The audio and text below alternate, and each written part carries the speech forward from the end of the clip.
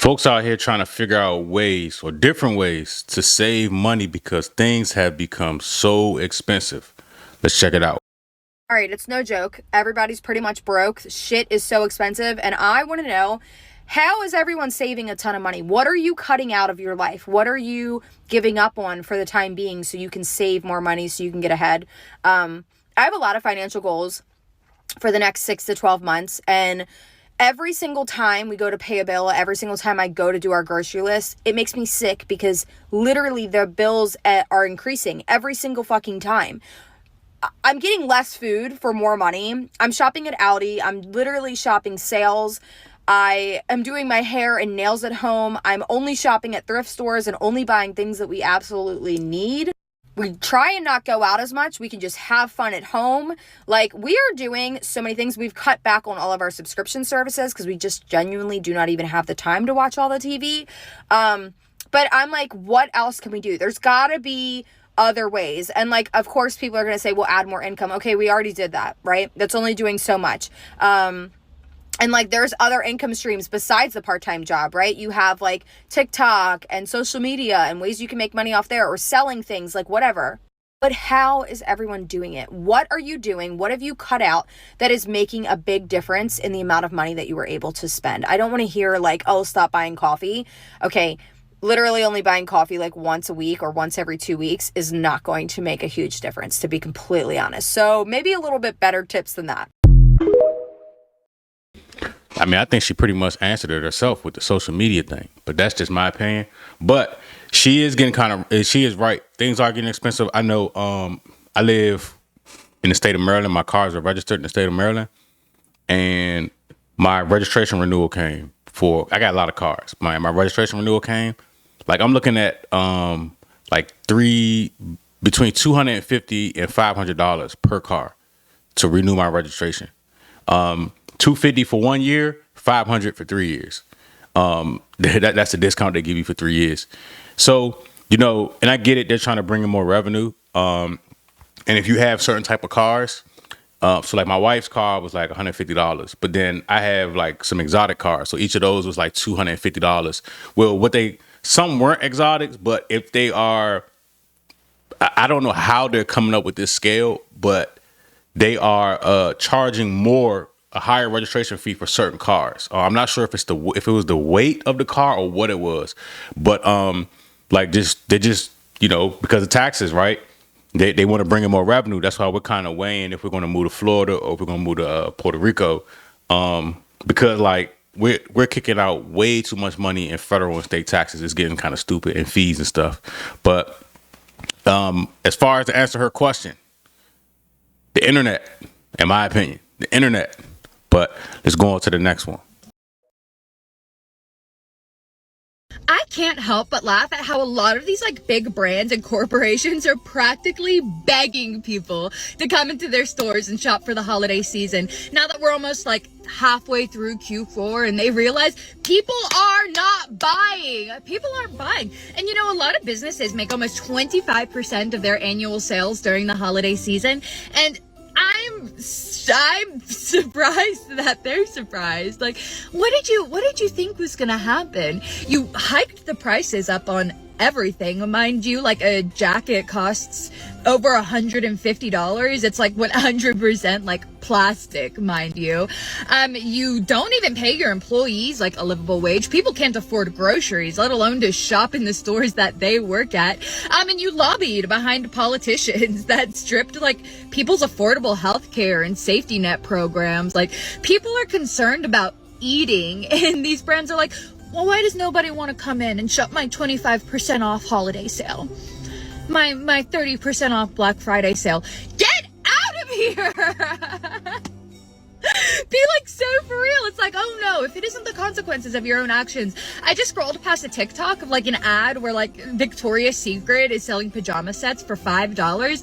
I have never in my life walked into a Victoria's Secret and been able to purchase something for $5. Like, it's desperate. They're desperate.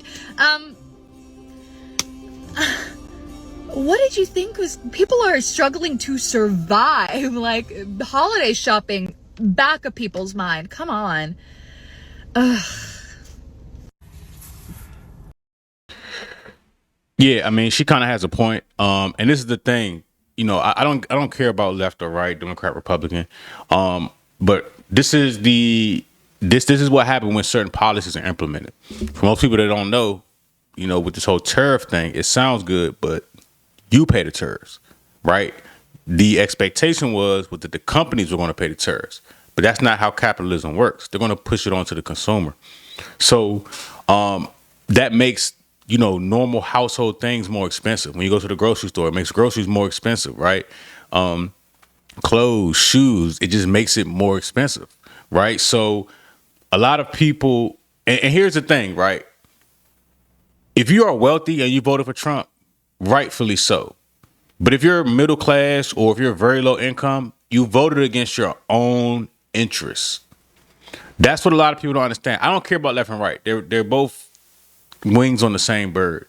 Now, if you're wealthy, voting for Trump was the right thing to do because you're going to have reduced tax rate. The things are going to be in your favor, but not so much for the lower income person. Now, even if it was a Democratic president, lower income people still get the shit into the stick regardless, but it's not as bad, right?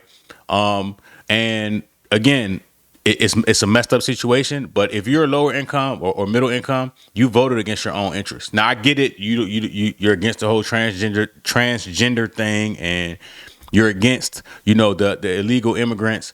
All of this stuff plays a role, with the exception of the transgender thing, plays a role in how the economy operates, right? So one hand washes the other, and two hands wash the face. So the way this economy is designed is you need immigrants and you need the people spending money. So once you take one out, it kind of throws everything off. But it's only going to affect the lower income people and the middle income people. The higher income earners or the top, let's just say 10% of wealth in America will be unaffected. They'll make more money because the lower side of the economy is going to have to spend more money just to live, and that money automatically transfers up. Not the other way. Not the other way around. Not trickle down economics, sort of say. I think we reached a point now where a lot of people done reached a breaking point, where they're starting to realize that, I'm either going to sink on this ship with this financial struggle, or I'm going to be able to stay afloat. And I'm starting to see a lot of people starting to have this rebellion of they're not buying nothing.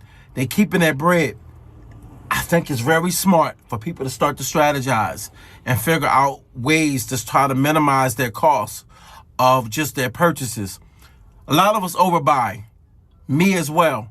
I got too many headphones, too many goddamn technology items, too many TVs, too many pairs of jeans, too many things of cologne. I got endless amounts of bull-ish. But at the end of the day, it made me realize the things that we was comfortable doing before, we no longer comfortable doing now. We're seeing it.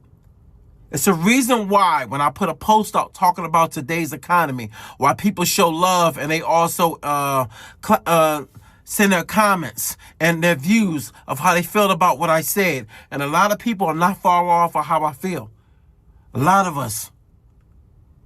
I might not be homeless. I might not be struggling to the point where as though I don't have no money in the bank, but I'm feeling it. You got government out of work right now. I don't know how long it's going to last, but I tell you right now, people right now are sitting on their ass trying to figure life out and trying. And see, that's the thing that a lot of people really don't understand, especially when it comes to who you vote for. Is these are the things that happen. It is what it is. Like I said, left and right are all about the rich people, right? One of the most famous things that Donald Trump ever did when Hillary said, you don't pay taxes, he said, because I'm smart. And he said the same loopholes that you use and your donors use are the same loopholes that I use. So you might as well shut up because you're not going to do anything about it, because you will be taxing yourself while rich people tax themselves.